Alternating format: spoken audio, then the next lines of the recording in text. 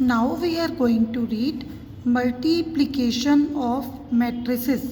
दो मैट्रिक्स को मल्टीप्लाई कैसे करते हैं। ए कोई हमने मैट्रिक्स लिख ली।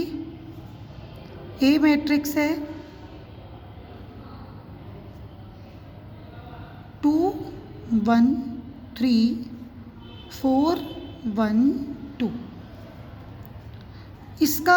इस मैट्रिक्स का ऑर्डर है 2 रोज 3 कॉलम। तो इसका ऑर्डर हो गया 2 × 3, मतलब पहला नंबर रो को दिखा रहा है और दूसरा नंबर कॉलम को दिखा रहा है। 2 × 3 रो × कॉलम बन गया। अब हम कोई दूसरी मैट्रिक्स भी लिख लेते हैं। तो दूसरी मैट्रिक्स लेते हैं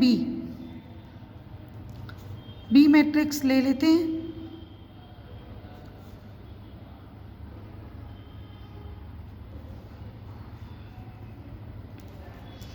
बी मैट्रिक्स ले लेते हैं। यहाँ पर 2 1 2 1 2 3 1, ये 4 ले लो, 4 1 1। ठीक है, दो मैट्रिक्स ले ली। इस मैट्रिक्स का ऑर्डर है 3 × 3, मतलब 3 रो हैं और 3 कॉलम हैं। ये ए मैट्रिक्स हो गई, ये बी मैट्रिक्स हो गई। अब हमें इन दोनों को मल्टीप्लाई करना है। ए × बी, तो ए बी आएगा। ए को बी से मल्टीप्लाई करेंगे तो ए बी आएगा। अब इस ए बी को लाने के लिए हमने यहाँ पर देखिए, इस ए बी को लाने के लिए हम इन दोनों मैट्रिक्स को मल्टीप्लाई करते हैं। तो दोनों मैट्रिक्स को मल्टीप्लाई हम लिखते हैं 2 1 3। देखो ए × बी है ना, तो ए आगे रहेगा। 2 1 3 4 1 2। और बी मैट्रिक्स है हमारे पास 2 1 2 1 2 3 4 1 1। बेटा अब ये दो मैट्रिक्स हैं और इसको मल्टीप्लाई करना है। तो जैसे आपने जब एडिशन और सब्ट्रैक्शन सीख रहे थे तो आपने उसमें देखा था कि सेम ऑर्डर की मैट्रिक्स हो तभी वो ऐड होती हैं या सब्ट्रैक्ट होती हैं। तो इसी तरह से मल्टीप्लिकेशन के लिए भी रूल होता है हमारे पास। अब रूल क्या है कि जो आगे वाली मैट्रिक्स है, देखो आगे वाली मैट्रिक्स के कॉलम और पीछे वाली मैट्रिक्स के रोज सेम होनी चाहिए। कोई दो मैट्रिक्स आपस में मल्टीप्लाई तभी हो सकती हैं अगर आगे वाली मैट्रिक्स के कॉलम और पीछे वाली मैट्रिक्स के रोज आपस में इक्वल हो। इक्वल का मतलब इसके पास देखो कितने कॉलम है, कॉलम 1 कॉलम 2 कॉलम 3, 3 कॉलम है। तो बी मैट्रिक्स के पास रो 3 होनी चाहिए। ऐसा है या नहीं चेक करिए। तो हम देख रहे हैं ऐसा है, तो हम लिखेंगे पहले multiplication exist, A be exist only if number of column in A equal to number of rows in B। अगर ऐसा है तो आप मल्टीप्लाई कर सकते हैं, अदरवाइज मल्टीप्लाई नहीं कर सकते हैं। ठीक है, तो ऐसा तो है हमारे पास। नंबर ऑफ कॉलम ए में कॉलम कितने हैं 3, नंबर ऑफ रोज बी में रोज कितनी है 3। इसका मतलब मल्टीप्लाई कर सकते हैं, है ना। मल्टीप्लाई कर सकते हैं तो मल्टीप्लाई शुरू करते हैं।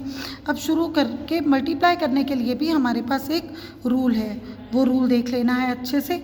रूल है, देखिए ये जब मल्टीप्लाई करेंगे तो ये मल्टीप्लिकेशन के टाइम इसका प्रोसेस समझिए। ये रो 1 है, ये रो 2 है और इसमें कॉलम 1 है, कॉलम 2 है, कॉलम 3 है। मल्टीप्लिकेशन का आपको बस एक रूल याद रखना है। रूल, पहले फर्स्ट रो को फर्स्ट कॉलम से मल्टीप्लाई कर दीजिए। मतलब फर्स्ट रो को फर्स्ट कॉलम से मल्टीप्लाई करना है, R1 को C1 से, ठीक है।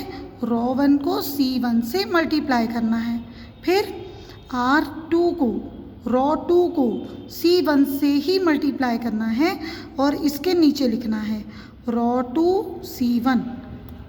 आप इसको याद कर सकते हैं कि पहले आगे वाली मैट्रिक्स की जितनी भी रोज हैं उसको पीछे वाली मैट्रिक्स के फर्स्ट कॉलम से सॉल्व करना है। फिर सेम प्रोसेस C2 के साथ, रो 1 को C2 से मल्टीप्लाई करना है, रो 1 को C2 से मल्टीप्लाई, आगे वाली मैट्रिक्स का रो 1 C2 से मल्टीप्लाई, फिर रो 2 को भी C2 से मल्टीप्लाई करना है। अब सेम यही प्रोसेस फिर से R1 C3 R2 C3, मतलब दोनों रॉस को पहले कॉलम 1 से मल्टीप्लाई किया, फिर दोनों रॉस को कॉलम 2 से मल्टीप्लाई किया, फिर दोनों रॉस को हमने कॉलम 3 से मल्टीप्लाई किया। ये आपका रिजल्ट आ जाएगा।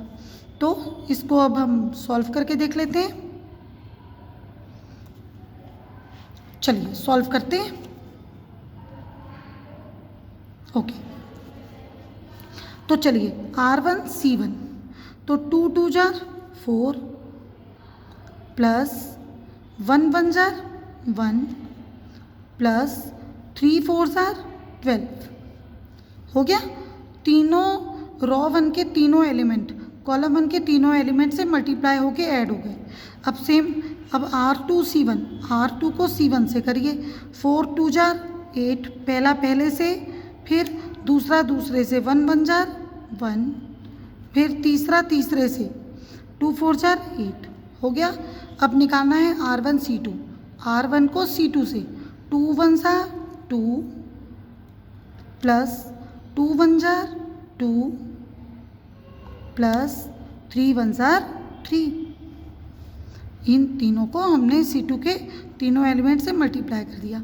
अब R2 में यही करिए, R2 C1 R2 C2, R2 C2 करिए, 4 1 jar 4 plus 1 2 jar 2 plus 2 1 jar 2 हो गया।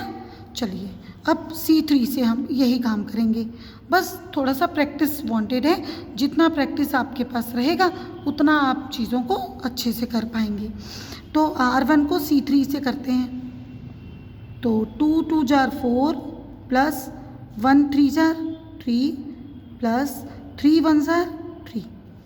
अब R2 के सभी एलिमेंट को C3 के सभी एलिमेंट से मल्टीप्लाई करिए, 4 2 jar 8 plus 3 1 jar 3 plus 2 1 jar 2। तो ये मल्टीप्लाई हो गया।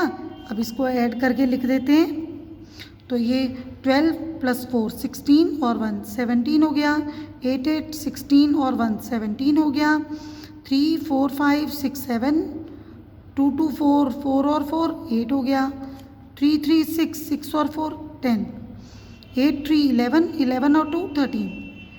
बेटा ये हमारा आ गया A into B, A B product. Okay, तो ये प्रोसेस है, कभी भी दो मैट्रिक्स को मल्टीप्लाई करने के लिए हम इस फॉर्मेट का यूज़ करते हैं।